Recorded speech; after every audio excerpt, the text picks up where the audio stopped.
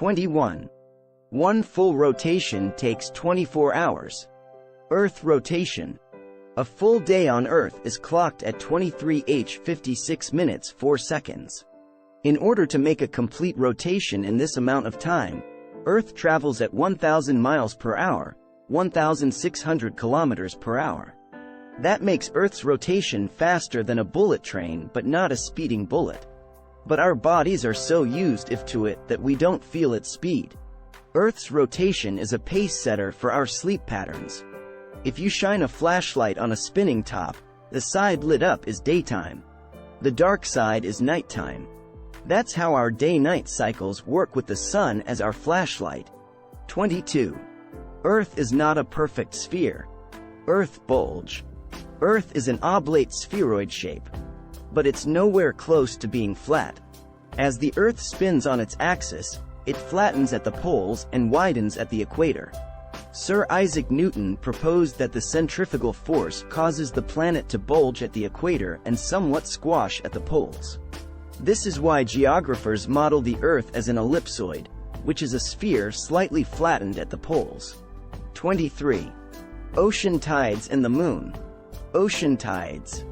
It's not only rotation that causes Earth to flatten at the poles, but it's also from the moon's gravitational pull.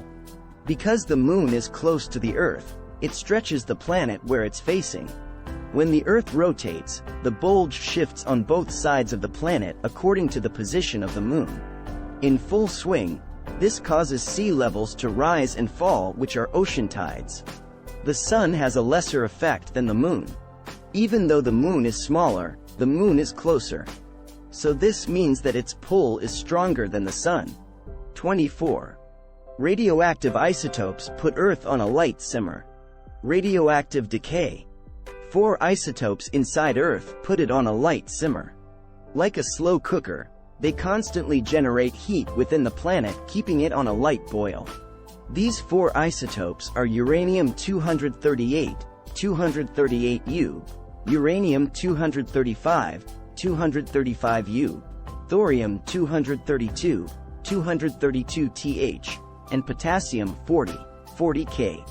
Each number in these radioactive isotopes corresponds to the number of protons and neutrons in its nucleus.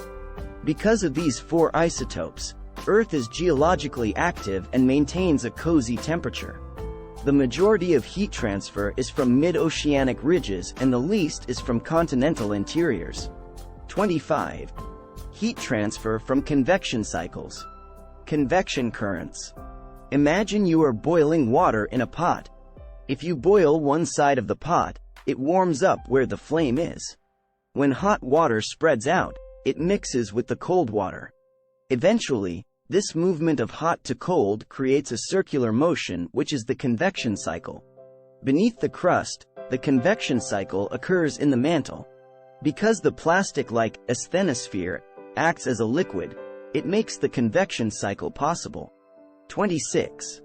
The lithosphere rides on the asthenosphere. Asthenosphere. The lithosphere sits on a plasticky layer called the asthenosphere. Because of its buoyancy, the lighter rock floats on it. It spans 80 to 200 kilometers beneath the surface. Soon after a dramatic period of Earth heating, the Earth started to cool down. This was when the solid lithosphere layer began to form as continents began to rise up out of the mantle. The asthenosphere is the untold story of how its fluidity facilitates plate tectonics. 27. Plate tectonics create new rock. Plate tectonics Iceland. Inch by inch, the Earth beneath our feet is moving. But it's so slow that we don't even notice it. However, GPS can measure their movements. Like a giant conveyor belt, one end of a plate is sinking into the Earth, transporting whatever is on top of it. At the opposite end, new rock rises from the mantle. Plate tectonics is the mechanism that recycles Earth's lithosphere. This breakthrough discovery transformed geology as we know it. 28. Building mountains and orogenies. Mountain building. Plate tectonics are deceptively slow. But they're never idle. When convergent plates collide, plates thrust upwards to build mountains. This geologic process of vertical upheaving is the orogenies or mountain building events. Since the beginning of Earth, plate tectonics have carved out chains of mountains that have reshaped the landscape inside and out. While young rock appear and disappear, cratons are stable pieces of the continent that have lasted over 1 billion years old. 29. Tearing down mountains. Wave erosion. From the remarkable process of plates colliding to build mountains, they are only to be dismantled by the process of weathering, erosion and transport. By mostly water, wind, and ice, mass wasting is the removal of rock due to erosion. Then, it involves the transport of sediments downhill due to gravity. Currently, Mount Everest is thrusting upwards faster than it being eroded away. But in hundreds of millions of years' time, erosion could take its toll, shortening it by millimeters each year. 30. A breath of fresh air. Great oxygenation event. There wasn't always a breath of fresh air on Earth. Methane and nitrogen choked any potential life in Earth's early atmosphere. But this doesn't mean that life didn't exist. Long ago, tiny, microscopic cyanobacteria flourished in ocean environments. They evolved to carry out photosynthesis anaerobically. The key to their existence was that they didn't need oxygen to survive. As a byproduct, cyanobacteria released oxygen, which was toxic for them. As oxygen filled the oceans and then the atmosphere, this event was the Great Oxygenation Event. This paved the way for aerobic organisms to carry the torch. 31. A struggle for constant oxygen. Banded iron formations. About 3.5 billion years ago, life existed without photosynthesis. Cyanobacteria used heat from volcanoes or mid-ocean ridges, then released oxygen into the oceans and air. Because iron rusts when it reacts with oxygen, these layers were red. So the red, oxidized, layers mark a time when there was oxygen. The alternating layers in banded iron formations, BIF, consist of red minerals, oxidized, and unoxidized, black iron. These remarkable formations give a sneak peek of how oxygenation was just starting to get a foothold in this geologic period. 32. An ozone layer like sunscreen. Ozone layer. The ozone layer shields us from harmful UV rays like sunscreen. The thickness of the ozone layer varies worldwide and by season. Ozone ranges from 6 to 10 kilometers in the stratosphere. Cross the line, and suddenly there's less as you go upwards. Ozone is good up high, bad down low. This colorless gas is made up of 3 oxygen atoms. It's the first line of defense that arms us against ultraviolet rays. If you strip Earth of its ozone, you strip it from most life forms. 33.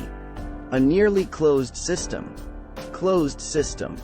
The escape velocity of Earth is the speed at which an object must travel to break free of a planet's gravitational pull into space.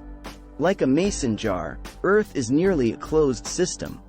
We lose some hydrogen from the atmosphere due to its escape velocity. And we get the occasional meteor strike. But in general, Earth is a closed system because it doesn't exchange matter from or to the outside. Earth exchanges energy due to incoming solar radiation, but little matter leaves or enters. 34. The rock cycle recycles the crust. Rock cycle. If you could speed up time, you would see rocks continuously cycling from the surface down into the deep interior of the planet and back up again. Like a well-oiled machine, rocks transform from igneous, sedimentary to metamorphic over long periods of time. This process where rocks are created, altered and formed again is the rock cycle. 35.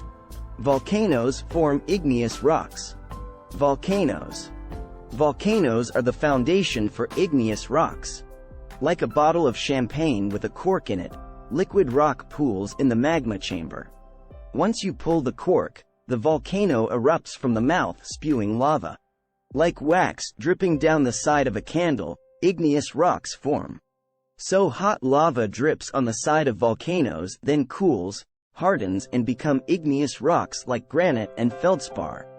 Without igneous rocks, there wouldn't be the rock cycle.